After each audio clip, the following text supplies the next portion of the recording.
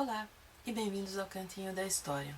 Esse episódio vai para o Yuri Givago Mateus e para o meu amigo Luiz Fernando lá de Brasília, que me pediram para falar um pouco sobre a democracia representativa.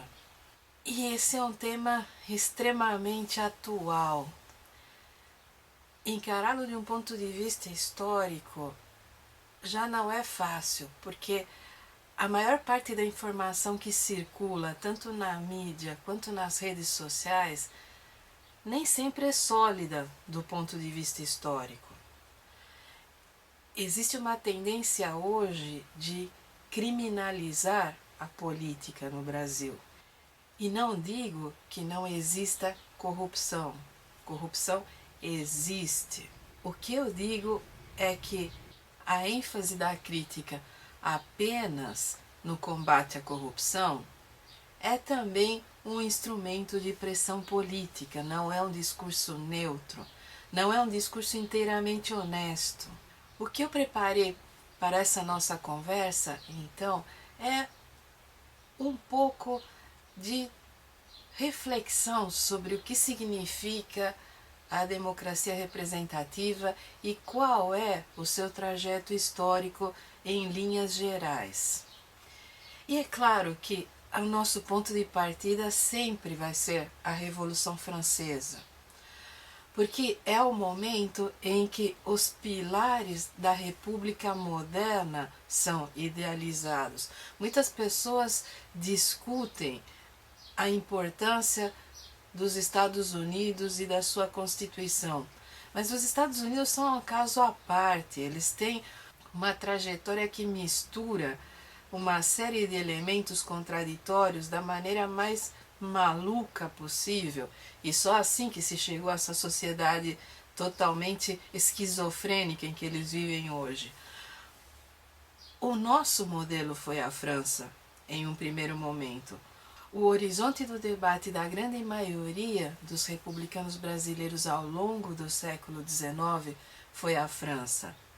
Os que defendiam o modelo estadunidense eram minoria. Então, como é que nós pensamos isso? Pensamos a partir da ideia de república. A república tripartite, isto é, a república que divide o equilíbrio do poder entre três poderes constituídos: o legislativo, que representa o povo, o executivo, que é a administração pública, e o judiciário, que é responsável pela administração da justiça.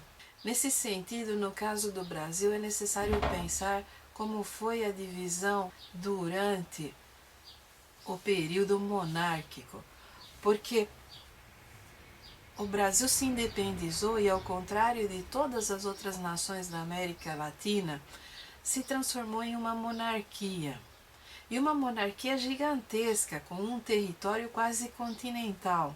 Nesse período em que a agitação republicana percorria o continente de ponta a ponta, os nossos políticos e os setores dominantes da nossa sociedade preferiram investir em uma monarquia e dividiram seu diálogo político entre conservadores e liberais. E aí começa uma das peculiaridades da sociedade brasileira.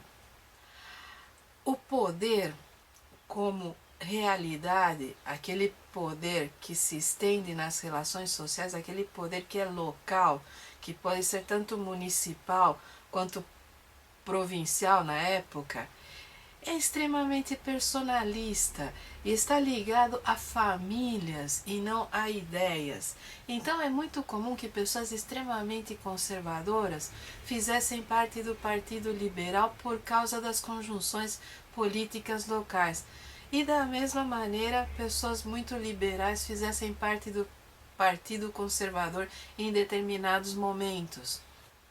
A divisão em partidos no Brasil é uma coisa problemática desde os tempos monárquicos. Quando surgiu o Partido Republicano, na década de 1870, quando surgiu oficialmente o Partido Republicano, o que se vê é que a maior parte dos luminares do Partido Republicano Paulista, principalmente, eram pessoas que estiveram na gestão do imperador até semanas atrás. Eram grandes fazendeiros de café extremamente revoltados com o tipo de tratamento que o império estava dando à questão do elemento servil. Não é coincidência que logo depois da promulgação da lei do ventre livre é que começaram as gestões para a fundação do Partido Republicano. Diz muito sobre o caráter conservador das classes dominantes.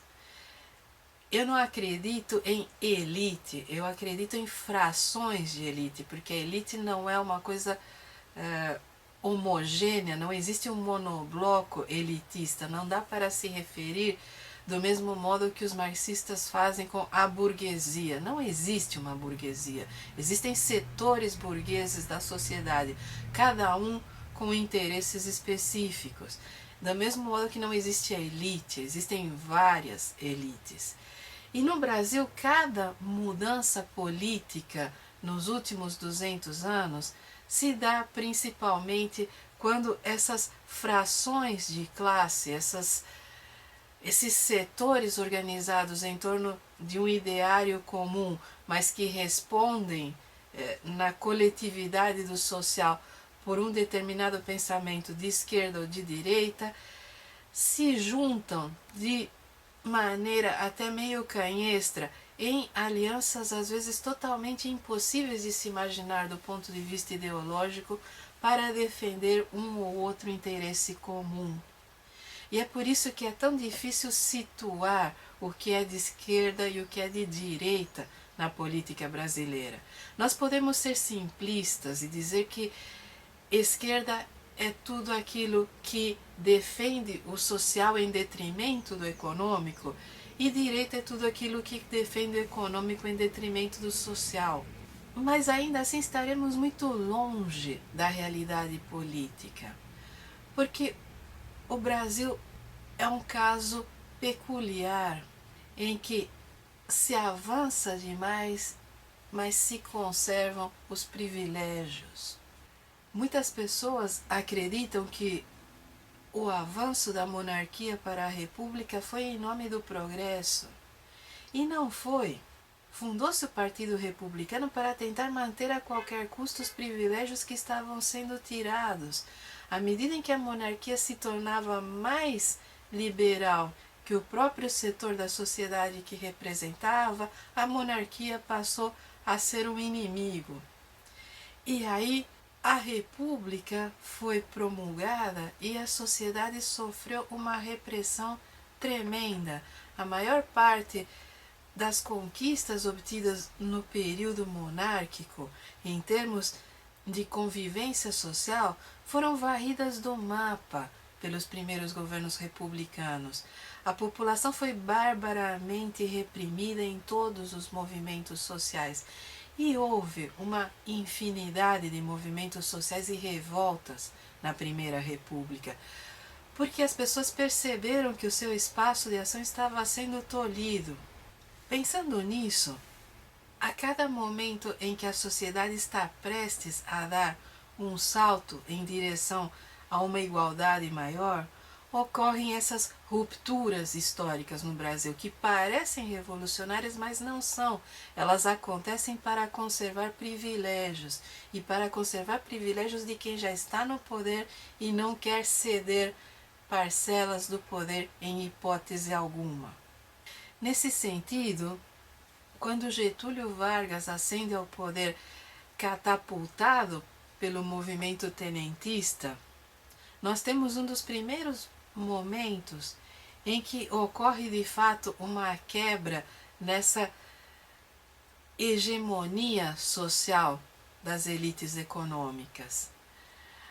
Mas Vargas não é a realização do movimento tenentista como um todo. Vargas é um setor do movimento tenentista e ele vai afagar essas elites e oferecer compensações a elas. Para cada avanço, e olha que eu ponho muitas aspas nesses avanços, porque uma boa parte do que se consolidou na CLT foram conquistas do movimento operário obtidas com muito sacrifício e que custaram a vida de muita gente, não foram dadas pelo Vargas, elas foram consolidadas pelo Vargas, mas foram obtidas pelos sindicatos que eram independentes, então, os sindicatos anarquistas.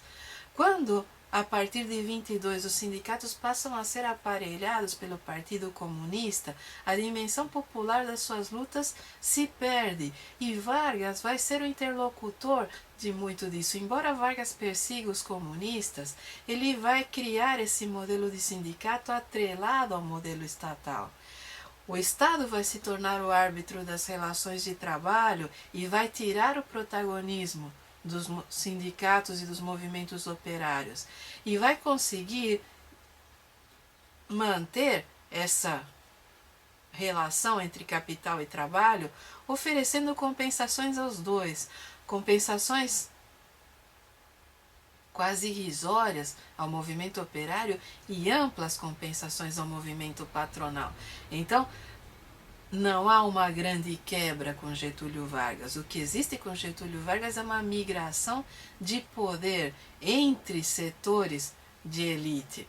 Vargas vai afagar setores da elite que estavam meio de lado nos governos republicanos iniciais e vai bater de frente com a elite oriunda do Partido Republicano Paulista. É nesse contexto que você consegue entender a Revolução de 32. É nesse contexto que você entende o atrito sempre presente nas relações entre Vargas e São Paulo.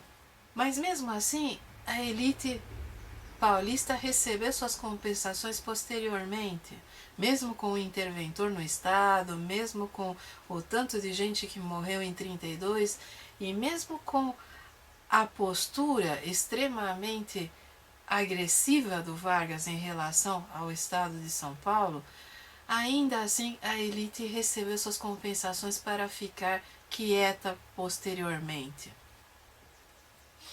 E por aí a história do Brasil vai. A nossa democracia passou por várias constituições, conservou os 3 poderes originais do modelo francês e se estabilizou nessa última redemocratização nesse sistema de Senado e Câmara. A Câmara representando os interesses locais e o Senado representando os estados.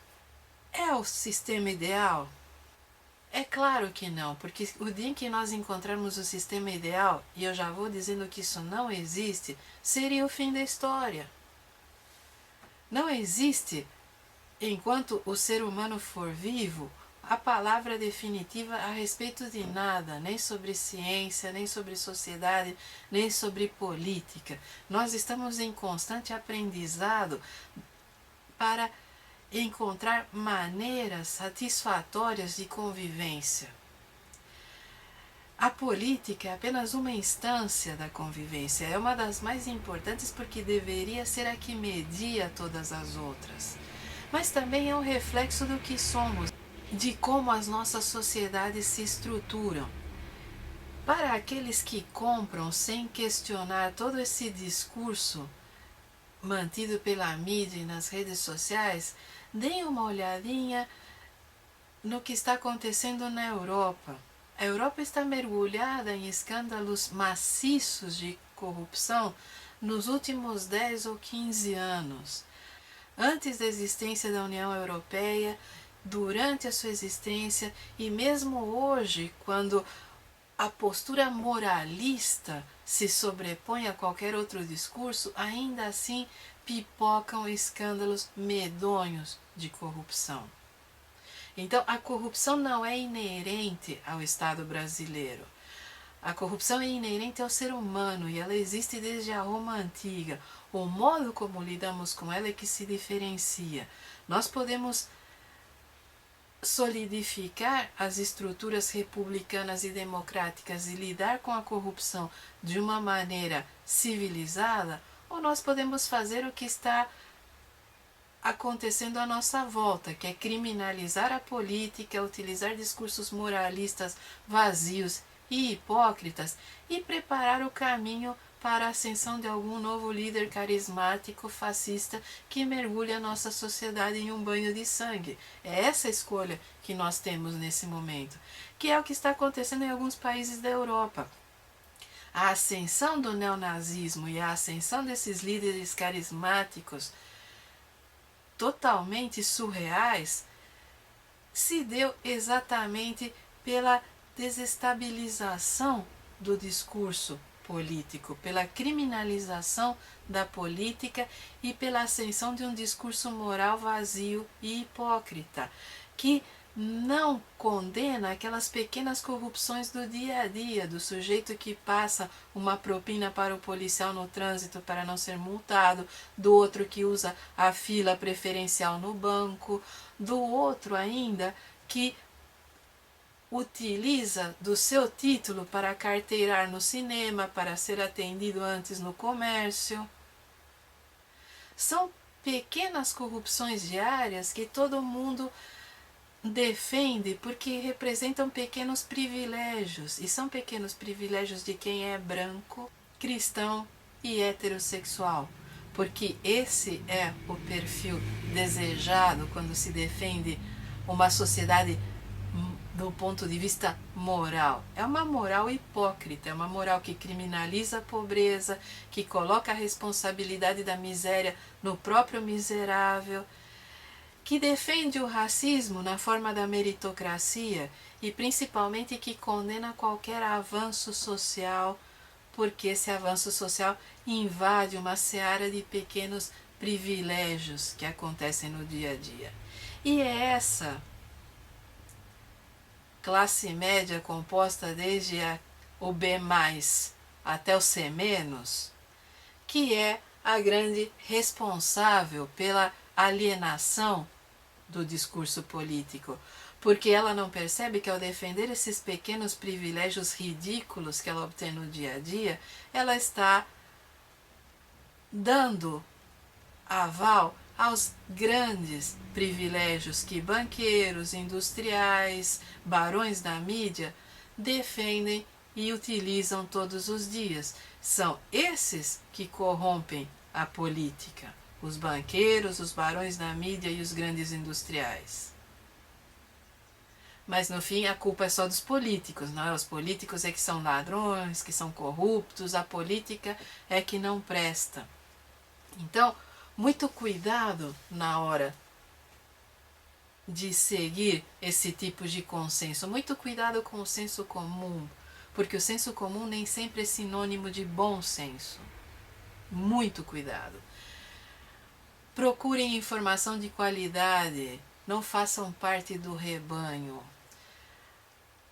A democracia representativa pode não ser o melhor modelo e nem o ideal, mas ainda é melhor do que todos os outros modelos que se oferecem por aí, e ainda é passível de melhoras. Ou você participa, ou você se sujeita. Agora, participar significa discutir civilizadamente nas instâncias sociais adequadas. Se você sai para a rua e quebra, e queima, e bate, você não é melhor do que a polícia. Muito pelo contrário, você se iguala ao que você critica.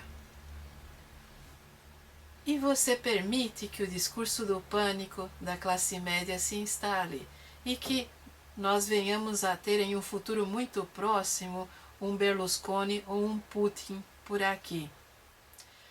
Muitos deles já estão presentes aí, entre os nossos deputados, loucos para se alavancar através do discurso religioso ou de outros discursos de moralidade duvidosa. Então, cuidado com quem você legitima na hora de agir, porque muitas vezes você acredita estar defendendo o Bakunin, mas você está defendendo o Bolsonaro. Então, muitíssimo cuidado. Esse, como vocês viram, é um daqueles vídeos destinados a gerar polêmica, porque é um vídeo de opinião. Vocês têm todo o direito de discordar do meu ponto de vista e tem todo o direito de me questionar. Estão lá os espaços no blog ou no Facebook, na página Cantinho da História, e vocês podem deixar lá seus comentários, sugestões e críticas que serão muito bem-vindos. E mandem também suas questões. Eu demoro, mas respondo.